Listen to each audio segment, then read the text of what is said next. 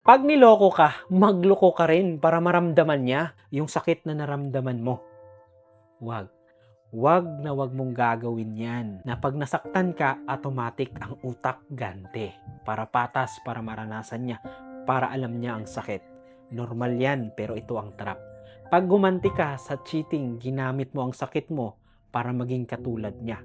At sa dulo, hindi ka gumaling. Nagkaroon ka lang ng parehas na kasalanan. Kasi ang pinakamahinang paraan para manalo sa manloloko ay ang maging manloloko ka rin. Kasi kahit ano pang rason mo, ginagawa mo pa rin ang alam mong mali. At guess what? Wala kang napatunayan, wala kang nakuha, wala kang naayos. Ang nagbago lang, image mo, pagkatao mo, kasi manloloko ka na rin. Pero kapag iniwan mo ang cheater, wala kang tinatalo. Ikaw ang nanalo. Kasi hindi mo binali ang standards mo, hindi mo dinungisan ang values mo, hindi mo sinisira ang self-respect mo, at hindi ka pumasok sa cycle ng revenge. Ang ganti kasi, hindi nagbibigay ng closure, nagbibigay ng guilt.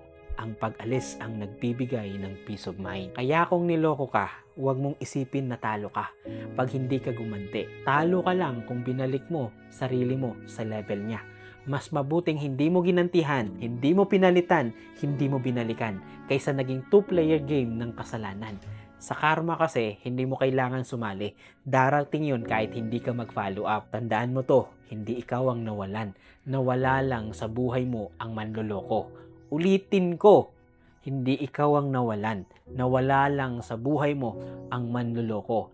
Kaya sa susunod na may magsabi na gumanti ka para patas, sabihin mo na lang, patas ako sa sarili ko, hindi sa kasalanan mo.